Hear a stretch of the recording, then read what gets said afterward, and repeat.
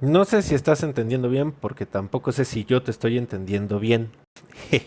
Pero, a ver, si estoy entendiendo bien es si hay una determinación de lo que ocurre en un psicoanálisis, pero no puedes llevarlo a una determinación de causalidad que se pueda medir de manera cuantitativa. O sea, no lo puedes volver numeritos. ¿Por qué? Porque el psicoanálisis responde a una metodología cualitativa.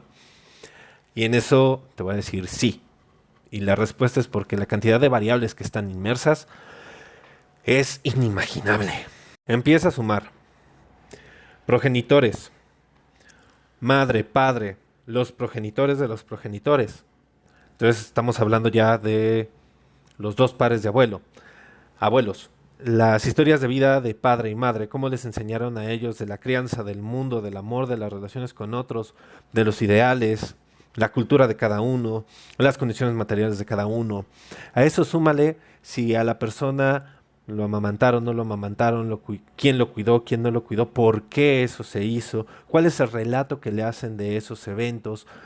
Todas esas cuestiones terminan volviéndose una variable.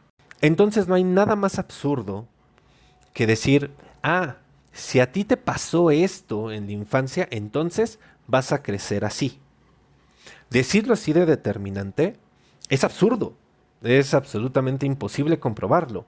Otra cosa es que digas, si a una persona le ocurrieron estas cosas en la infancia, es altamente probable, o sea, es muy probable, tiene una alta probabilidad de que en la adultez viva así, piense así, ocurran estas cosas. Estamos hablando de probabilidades. Por eso el sentido del psicoanálisis apunta hacia atrás. Aparece un síntoma en el presente y nos vamos a rastrear cuál es la historia de ese síntoma. Lacan dirá que el inconsciente es esa historia borrada, ese momento borrado de la historia del sujeto. O sea, el inconsciente es un fragmento de historia, pura y simple y llanamente, que está operando. Aunado a esto, tenemos el hecho de que los síntomas son sobredeterminados. Eso quiere decir, en un primer momento, el elemento A generó la respuesta B, pero posteriormente se respondió a un evento C con una respuesta B. Y después se empezó a responder a toda una serie de eventos que están relacionados, asociados de una determinada manera, con la misma respuesta B. Entonces termina habiendo muchas causas para el mismo resultado sintomático. Posteriormente también tenemos la otra posibilidad, que es la misma causa puede dar resultado a diversas manifestaciones sintomáticas, las cuales pueden o pueden no aparecer seriadas. Coloco ejemplo. Un sujeto está triste y entonces alguien le ofrece una cerveza. Después, el mismo sujeto está feliz y alguien le ofrece una cerveza. Después, el sujeto está angustiado y alguien le ofrece una cerveza. Entonces ya por estar triste, estar feliz y estar angustiado, la respuesta sería la cerveza. La cerveza está sobredeterminada por todas estas características. O como dirían, para todo mal un mezcal y para todo bien también. Por el otro lado, la sobredeterminación inversa sería alguien siente ansiedad y entonces empieza a morder las uñas. Alguien siente ansiedad, se muerde las uñas, pero después se empieza a arañar. Alguien siente ansiedad, se muerde las uñas, se empieza a arañar y después se muerde el labio. Alguien siente ansiedad y entonces se muerde las uñas, se empieza a arañar, se muerde el labio y aparte fuma. Alguien empieza a sentir ansiedad, fuma y aparte se toma una cerveza y después hace un porrito y también se lo chinga. Entonces, como nos es imposible tener un manual lo suficientemente ancho, váyanse a ver el DCM, de qué es lo que ocurre con los síntomas, cuál es la causa de los síntomas, el psicoanálisis apunta a decir, vamos a preguntarle al sujeto, vamos a obtener toda la información necesaria para ver cómo los elementos están relacionados y sobre eso vamos a proponer elementos.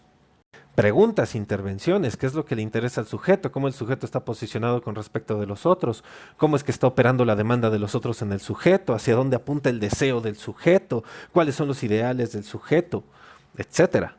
Como todos estos son elementos de discurso, no los podemos cuantificar, solo los podemos cualificar, por eso es cualitativo.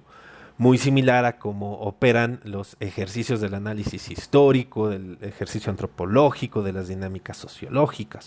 Ahora, no alcanza con que el sujeto sepa por qué le ocurre lo que le ocurre. Ese es solo un primer momento del análisis. Inclusive hay análisis en los cuales la persona ni siquiera se entera por qué le ocurre lo que le ocurre, sino que a partir de una pregunta algo se modifica.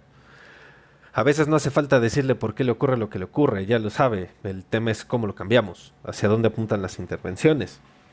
Lo que Lacan llama la dirección de la cura. Siguiendo toda esta línea, el psicoanálisis sí puede prever, pero puede prever elementos específicos en un caso en específico. O sea, tras pasado un tiempo de escuchar a una persona, puedes calcular en cierta medida qué es lo que va a venir después. ¿Cuándo es que la persona se empieza a desestructurar? ¿Cuándo es que va a aparecer una repetición nuevamente de ese ciclo sintomático para entonces ver emerger otra situación? ¿Sabes cuáles son las cosas que lo van a desestructurar o aquellas cosas que lo pueden reestructurar? Por eso hay momentos en los cuales si un analista dice, eso no, a ver, por ahí no, regrésate para acá. Y hay otras en las cuales dice, bueno, vamos, vas, date. Lo cual dependerá del caso. Digas, el contenido depende del caso. La estructura no, porque esa estructura responde a la lógica de la intervención psicoanalítica. Espero haber dado resolución a la pregunta.